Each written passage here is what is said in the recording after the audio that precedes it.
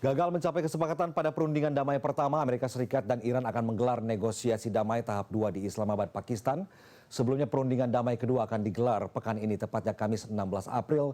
Namun kedua negara masih memfinalisasi keputusan untuk menggelar putaran kedua perundingan damai di Pakistan. Bagaimana peluang negosiasi damai tahap 2? Akankah Amerika Serikat dan Iran saling memenuhi permintaan masing-masing negara dan mencapai kesepakatan damai? Kita bahas bersama pakar geopolitik dan keamanan nasional, Wibawanto Nugroho Widodo. Selamat malam, Pak Wibawa. Terima kasih atas waktunya.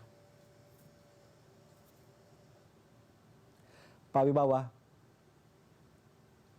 Iya, Pak Wibawa, audio Anda tidak bisa kami dengar. Mungkin Anda bisa cek kembali. Masih di mute atau seperti apa? Oh iya, maaf, Baik. masih di mute. Baik, sudah bisa mendengar ya Pak ya? Baik. Pak Wibawa, negosiasi pertama yang digelar pada Sabtu 11 April kemarin di Islamabad itu berakhir mandek tanpa kesepakatan. Amerika Serikat mengklaim pembicaraan buntu karena Iran menolak penghentian penuh program nuklir di Teheran. Nah, gimana nih Pak tanggapannya nih? Apakah nanti di tahap kedua ini negosiasi damai akan tercapai atau tidak begitu? Ya, jadi pertama terima kasih Mas ya. Jadi intinya begini, sekarang ini dua negara yang berhadapan itu tidak punya trust sama sekali, ya. Dan yang kedua bahkan defisit ya. Yang kedua mereka mempunyai trauma, makanya saya bilang defisit. Yang ketiga, grand strategi mereka itu 180 derajat berbeda, ya. Jadi Amerika itu sebagai superpower, ya, memainkan kartunya untuk menekan Iran dalam hal ini bukan untuk deal, tetapi untuk memaksakan bahwa Iran harus surrender. Itu poinnya tuh Mas. Ya. Di mana ada 4 poin superpower yang digunakan oleh Amerika, di mana semua superpower pasti akan menggunakan 4 pilar strategi tersebut, baik itu Persian Empire, Ottoman Empire, British Empire, Roman Empire di masa lalu. Ya, yang pertama adalah Amerika itu pasti akan menghadapi balancing power yang berkonfrontasi dengan mereka, di mana menurut Amerika adalah Iran itu paling banyak membunuh warga mereka selama 47 tahun melalui proksi-proksinya termasuk di luar negeri, menurut klaimnya Amerika ya. Sementara Iran sendiri juga beranggapan hal yang sama, bahwa mereka mempunyai trauma strategis dengan Amerika di masa lalu. Dan di sini akhirnya Amerika menghadapi Iran itu dengan yang namanya pelucutan kekuatan militer, pelucutan nuklir, dan juga pelucutan proksi-proksi Iran di kawasan. Yang bagi Iran itu adalah instrumen utama dari eksistensi mereka. Atau di dalam perspektif National Defense Iran adalah forward presence. Itu poin satu. Nah, Iran tidak bisa terima itu. Amerika juga tidak bisa terima. Nah, yang kedua adalah superpower dalam hari ini Amerika itu mau memastikan mereka mempunyai akses kepada choke points. Ya, total ada 8 choke points tuh dari Gibraltar sampai ke dari Panama sampai ke Selat Malaka. Nah, mereka mau mempunyai freedom of navigation di situ. Nah, itu yang kedua. Yang ketiga adalah Amerika itu pasti mau mencegah munculnya rivalitas great power lainnya, ya, artinya rivalitas yang diawaki oleh great power lainnya, dalam hal ini Rusia dan Cina yang ada di belakang Iran.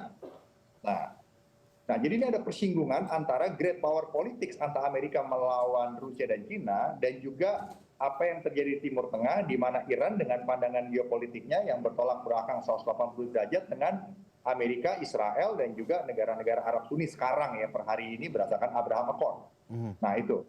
Nah yang terakhir adalah Amerika itu mau memastikan bahwa semua sekutunya yang ada di regional security complex Timur Tengah itu mendapatkan jaminan keamanan, baik itu negara Arab Sunni dan juga yang di Teluk dan juga Israel. Dan di sini 180 derajat tidak bisa diterima oleh Iran. Itu poinnya tuh. Ya. Nah, tetapi di kondisi domestik di masing-masing negara menuntut mereka harus segera menghentikan perang ini. Jadi ini sebenarnya bukan yang namanya genuine diplomacy, tetapi negotiation under fire, negotiation under pressure gitu Mas. Sehingga instrumen of national power yang digunakan oleh Amerika diutamakan adalah instrumen militer dan juga instrumen diplomasi yang kalau digabungkan menjadi coercive diplomacy. Dan ini harus dilakukan oleh Amerika karena waktu yang diberikan oleh Donald Trump, diberikan kepada Donald Trump dari domestik politik di Amerika itu adalah hanya 6 minggu, tidak boleh lebih. Karena kalau tidak berbahaya bagi ekonomi Amerika dan khususnya bagi Partai Republik sendiri. Ya. Nah, selanjutnya ini adalah center of gravity dari Trump itu sendiri gitu. Kalau di hubungan internasional, politik internasional dikenal image 1, image 2, image 3. Nah, image selanjutnya, dimensi selanjutnya adalah center of gravity dari Amerika adalah stabilitas ekonomi global. Nah, kalau misalnya Trump juga terus memblokir ini yang kena adalah ekonomi global dan otomatis ke Amerika juga gitu loh. Jadi sekarang Trump itu benar-benar dalam tekanan sebenarnya. Ya, jadi seberapa besar pun Trump itu mau menyelesaikan perang ini, beliau itu tetap dalam tekanan dari domestic politik dan dari global audience. Ya. Sementara dari Iran itu juga tidak mau dipersepsikan mereka tuh menyerah, gitu loh, ya, menyerah dengan mengikuti apa yang maunya Amerika. Jadi ini yang harusnya dipahami bahwa kesepakatan ini bisa dicapai bukan dengan zero sum game. Sementara ini semua posisi zero sum game, Mas, sehingga tidak ada yang mau menyentuh hal-hal fundamental. Ya, itu yang pertama, yang poin satu yang paling utama itu, ya, bahwa ini adalah bukan genuine diplomasi, ini adalah negotiation under pressure, under very tight timeline dari kedua belah pihak. Ya, itu yang kedua. Yang pertama, yang kedua adalah gap kepentingan masih sangat besar, itu yang tadi saya jelaskan ya, antara fundamental interest Amerika dan Iran itu belum bisa bertemu. Dan kita harus lihat bahwa Iran itu kenapa saya bilang mempunyai trauma. Kenapa? Karena Amerika itu keluar dari perjanjian nuklir. Dan walaupun Presiden Amerika dari zamannya dari tahun 79, ya, Jimmy Carter, sampai Ronald Reagan, sampai George Bush Senior, Bill Clinton, George Bush Junior, Obama, dan Biden, serta Trump, hanya Trump yang menggunakan cara overt, military, ya, dan sangat terbuka serangannya begitu, ya. Yang menurut Iran ini adalah sesuatu yang mereka jadikan justifikasi bahwa mereka harus semakin memperkuat militer mereka, gitu loh. Ya. Itu poinnya itu. Nah, sementara presiden-presiden sebelumnya, walaupun mereka itu juga tidak setuju dengan Iran, lalu suara saya kedengar? Ya. Masih. Walaupun tidak setuju dengan Iran, cara yang mereka gunakan adalah berbeda. Begitu. Caranya adalah cara-cara menggunakan diplomasi, ya, tapi sangat challenging, menggunakan special operation, operasi cyber, low intensity conflict, ya, demi menghindari kondisi seperti ini. Ya. Di mana Trump sendiri sebenarnya asumsi awalnya 2 minggu perang ini selesai gitu. Nah, itu ya. Nah, yang berikutnya yang perlu kita garis bawahi gini ya. Ini tidak akan ada kompromi yang fundamental. Jadi ini sifatnya baru strategic pause, ya. Nah, dengan kondisi seperti ini sangat rentan ya terjadinya miskalkulasi dan eskalasi yang mendadak. Kenapa? Karena instrumen militer dan instrumen diplomasi dimainkan secara bersamaan. Sehingga skenarionya itu menurut assessment banyak pihak ya, itu ada 3, Mas. Yang pertama adalah adanya deal yang sangat terbatas, yaitu apa? Ceasefire yang ditunda, ceasefire yang diperpanjang gitu loh. Dan ada lalu lintas minyak dengan jumlah tertentu sedikit begitu. Nah, karena yang dilakukan oleh Amerika sekarang itu juga bukan total lockdown, tetapi Amerika memberikan pressure, dari pressure itu juga masih ada kapal yang bisa nyelip-nyelip begitu ya. Nah, inilah yang nanti mungkin akan menjadi deal di dalam pertemuan kedua. Sementara kemungkinan kedua 50-50% lah itu katakan, itu adalah collapse nih semua nih. Tidak akan ada lagi pertemuan ketiga, itu chance-nya. Dan yang paling ideal, yang paling kecil kemungkinannya, mereka berdamai secara permanen. Gitu ya Mas ya? Nah, jadi ini kita harus lihat Mas, ya, dia lihat ya, ini bukan negosiasi damai. Ini negosiasi di bawah tekanan. Ya. Karena komunikasi itu tidak masalah sebenarnya. Yang masalah adalah defisit trust. Ya, kedua belah pihak ingin deal tetapi tidak ada yang mau kalah.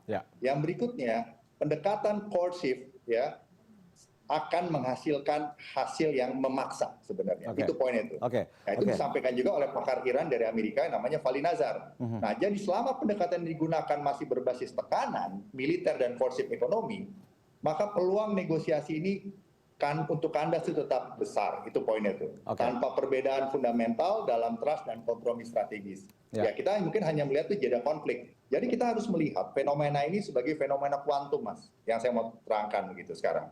Jadi fenomena kuantum ini kondisinya uncertain. Kita tidak tahu intention dan capability dari kedua belah pihak, dari Iran dan juga dari Amerika. Berubah-ubah, ya, intention capability. Jadi uncertain.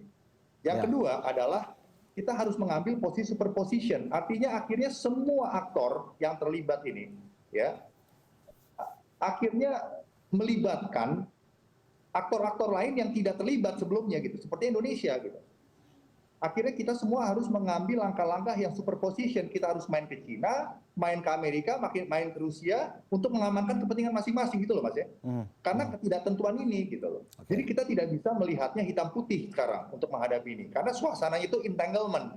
Semuanya interconnected. Apa yang terjadi di Hormuz akan menggoncang ekonomi dunia. Apa yang terjadi di Timur Tengah akan memicu perang dunia. Apa yang terjadi di Hormuz akan melebar ke Selat Malaka. Karena setelah Selat Hormuz, mana itu?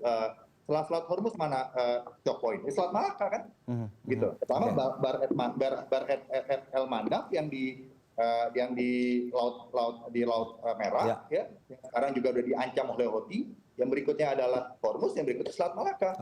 Nah, itu Mas. Jadi dengan kondisi yang seperti ini, kita harus memainkan kartu kita dengan probabilistic calculation. Artinya kita tidak bisa melihat binary.